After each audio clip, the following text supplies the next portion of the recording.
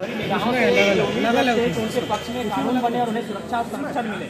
तो जो संरक्षण आप ईश्वर से अल्लाह से सोचते हैं कि मिलेगा, वही संरक्षण आपको सदन के भीतर कानूनों से मिलता है। इसलिए सदैव जब भी हमारी यहाँ उपस्थिति होगी, स्वाभाविक इसी वेशभूषा और परिवेश में होगा। जयराम, 24 विधायकों वाली एनडीए को कमजोर कहा जा रहा है।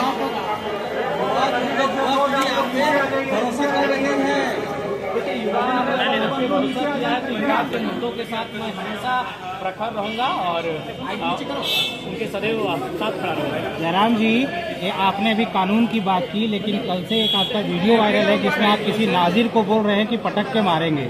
आप कानून बनाने वाले आदमी हैं, अब आप विधायक हैं, ऐसी भाषा क्या आपको सही लगी? बिल्कुल नहीं, मैं स्वयं मानता हूं कि ऐसी भाषा बिल्कुल भी उचित नहीं है। लेकिन सवाल ये है कि आप लोग इस विषय को भी जानना होगा कि एक नाजिर जो कि सरकारी नौकरी करता है, उसे कई हजार रुपए तनख्वाह मिलती है और एक गरीब मजदूर से 10,000 रुपए घूस लेता है। जब उसको हम फोन करते हैं तो 3 बार फोन को काट देता है, बोलता है हम बाहर में हैं। तो स्वाभाविक एक मानवीय प्रतिक्रिया होती है। अगर यहाँ वे लोग ईमानदारी पूर्वक अपना कार्य को करेंगे तो किसी को ना अपना व्यवहार को बदलने की आवश्यकता है, ना भाषा में कड़वाहट लाने की आवश्यकता है। लेकिन सवाल तो यही है ना जयराम जी की कानून व्यवस्था देखने का काम तो किसी और का है। अगर आप इस तरह से धमकी देंगे तो कैसे? आपको मेरी धमकी दिखी, उन गरीबों का शोषण नहीं दिखा? क्यों नहीं दिखता है? आपको मेरी धमकी दिखी, मैंने उनको कहा आपको तकलीफ लगा, उन्होंने 10,000 रुपए घूस ले लिया, किसी को तकलीफ नहीं लगा। तो संविधान की शपथ लेने वाले जयराम कानून से चलेंगे या कानून तोड़ेंगे?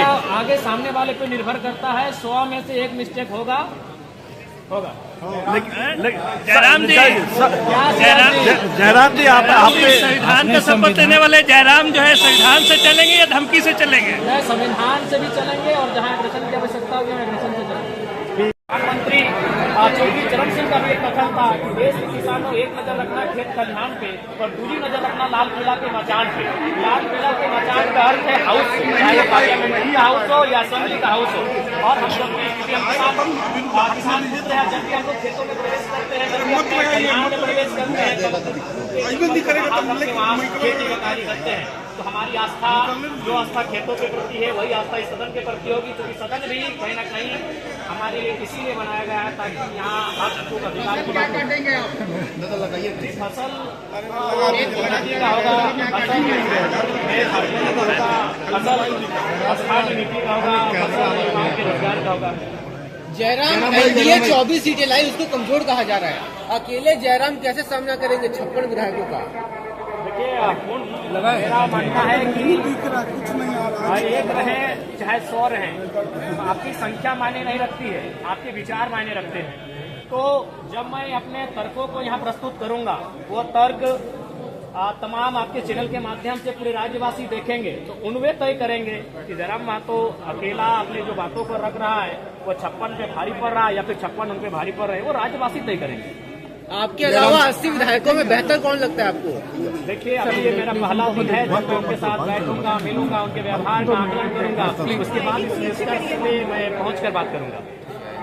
सीट पे लड़ रहे हैं, हम तो सड़क में लड़ रहे हैं, हम तो सड़क के बाहर भी लड़ रहे हैं, तो एक सीट से हम लड़ेंगे। मुद्दों की आवाज जो बार बार कहते रहे, सिद्धांत पर लड़ते हैं, क्या सिद्धांत पर चलने के लिए सत्ता जरूरी नहीं?